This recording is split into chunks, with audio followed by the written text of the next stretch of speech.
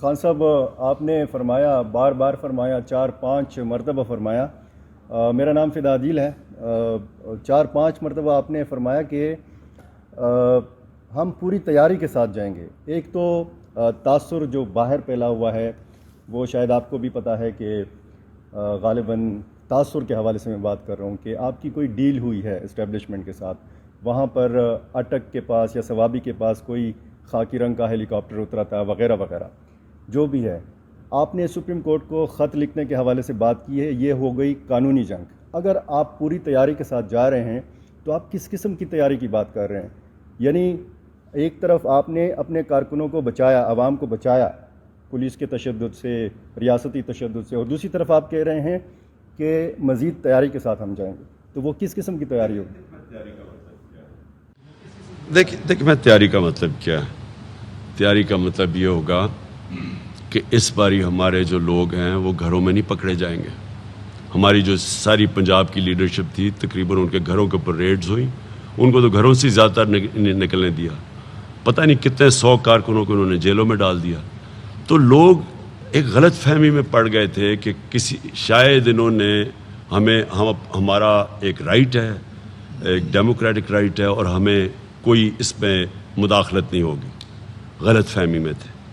اور انہوں نے خاص طور پہ جب 25 کی صبح کو ایک 11 یا 12 بجے سپریم کورٹ کا ایک رولنگ آئی، جو ہم نے تو خیر سوشل میڈیا میں موقع نہیں ملا کیونکہ کام بھی نہیں کر رہے تھے، انٹرنیٹ بھی سلو تھی، تو اس میں جو رولنگ ہے اس میں تاثر سب کو یہ مل گیا کہ اب رکاوٹیں بھی ہٹ جائیں گی اور اب کوئی پولیس ایکشن نہیں لے گی۔ اس لیے کوئی تیاری نہیں تھی جو آگے سے انہوں نے کیا۔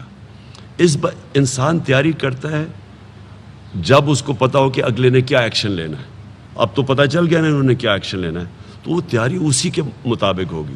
لیکن اس سے پہلے جو میں اپنی وکلا کمیونٹی اور اپنے سپریم کورٹ سے، میں ان کے پاس بھی اب یہ ٹائم ہوگا، ہمارے پاس 6 دن، گورنمنٹ کے پاس بھی ٹائم ہے، اسٹیبلشمنٹ جو ہے جو بیچ میں نیوٹرل یا اپنا رول پلے کرتی ہے ان کے پاس بھی ٹائم ہے۔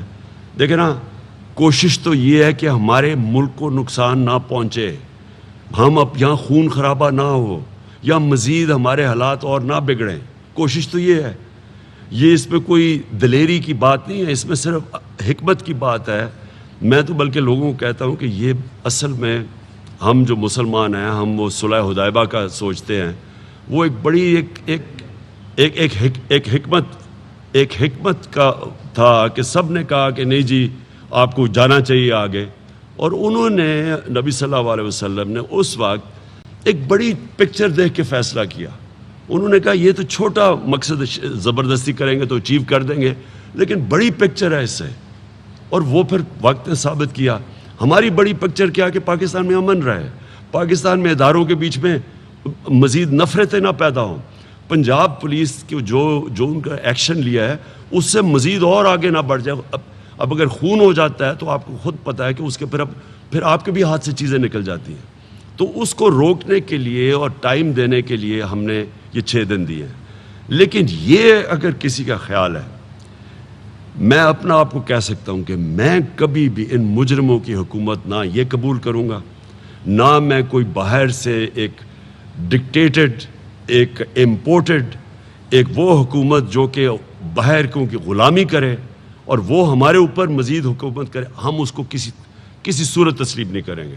تو جو اگلا لائمل ہوگا انشاءاللہ 6 دن کے بعد آپ میں سامنے رکھوں گا، لیکن میں واضح کر دوں کہ کسی صورت ہم اس سیٹ اپ کو قبول نہیں کرتے۔ ڈیل کا تاثر جو تھا خان صاحب آپ نے اس کا جواب نہیں دیا۔ بولے ڈیل کا تاثر جو ایک پھیلا ہوا ہے کہ جی آپ واپس آئے، وہ ڈیل کا جو ایک تاثر ہے اس حوالے سے کیا کہتے ہیں؟ میں آپ کو پھر سے کہوں کہ ہم نے سارا وقت اپنے مذاکرات کھولے رکھے، اور کھولے بھی رہنے چاہیے، کیونکہ ہم چاہتے کیا ہے، ہم کو یہاں لڑائی تو نہیں کرنے ہیں نا، ہم تو بیسک میرا آبجیکٹو کیا ہے، آبجیکٹو ہے الیکشنز، آبجیکٹوز ہے الیکشن، اور جون میں الیکشنز، ڈیسولوشن ہے اسمبلی، الیکشنز، اس آبجیکٹو پہ ہم نے پہنچنا ہے۔ سب سے بہتر طریقہ تو یہ ہے کہ ہم نیگوشیٹ کر کے مذاکرات سے پہنچ جائیں، لیکن اگر یہ نہیں اس سے پہنچیں گے تو پروٹیسٹ سے پہنچیں گے، پبلک پروٹیسٹ۔ اور میں آپ کو یقین دلا دوں کہ اس وقت قوم جدھر کھڑی ہے کوئی قوم ان کو تسلیم کرنے کے لیے نہیں تیار. سو پروٹیسٹ ہم کریں گے.